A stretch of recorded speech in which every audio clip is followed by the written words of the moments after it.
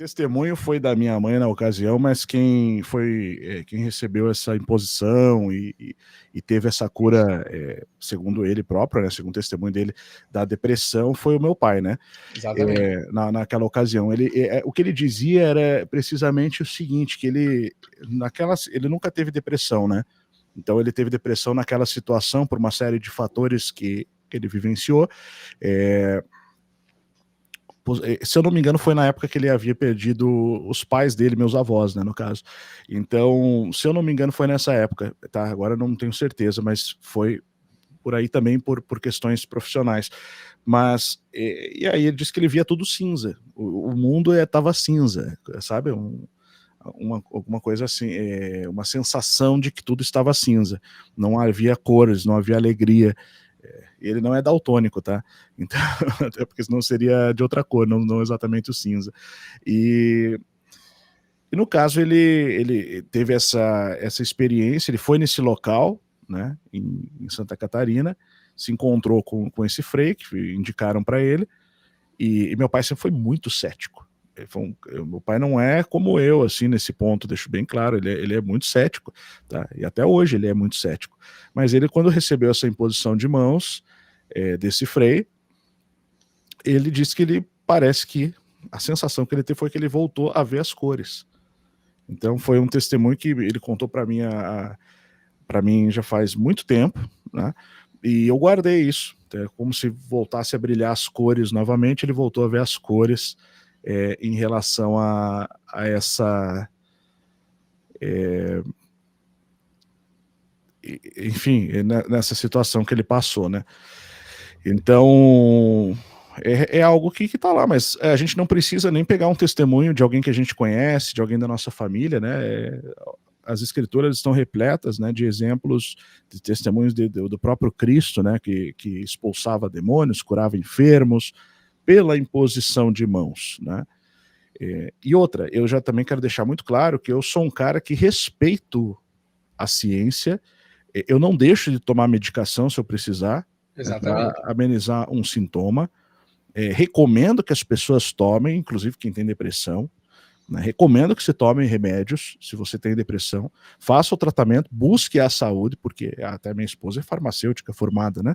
Então, a gente acredita nisso, e ela tem um trabalho muito interessante também, que é sobre, que inclusive provavelmente vai virar curso em breve, provavelmente não vai virar curso, né, se Deus quiser, mas dentro do instituto, que é relacionado à farmacologia natural. Ela tem um trabalho de pesquisa sobre isso, que é um livro que ela tem, manual lá gigante, só de plantas que proporcionam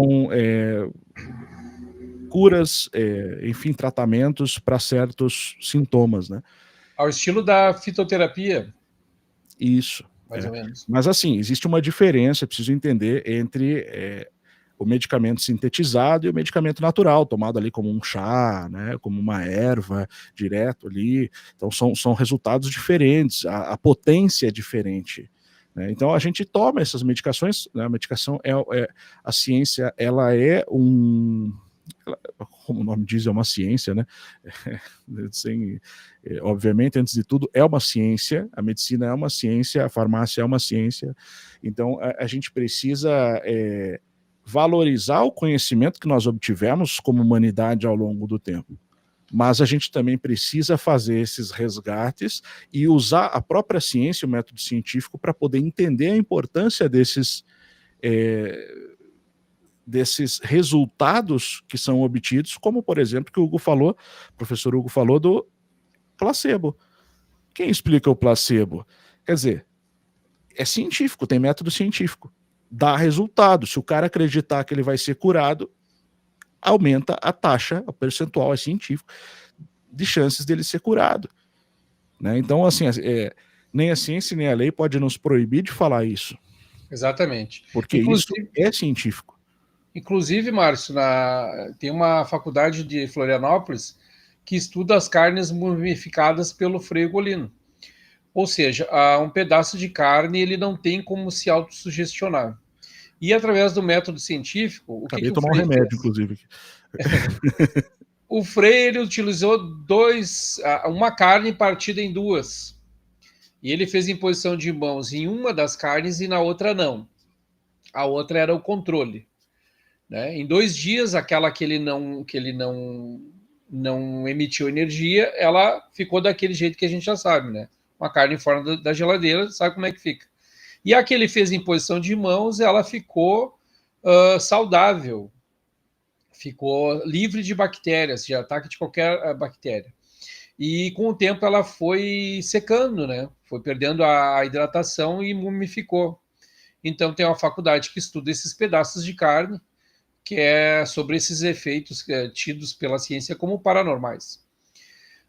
Assim como um pedaço de carne não se autossugestiona, então essa questão somente do efeito placebo da pessoa fazer porque acredita, de outra forma também ele provou que uma pessoa pode emitir energia para outra, né? Se pode se tratar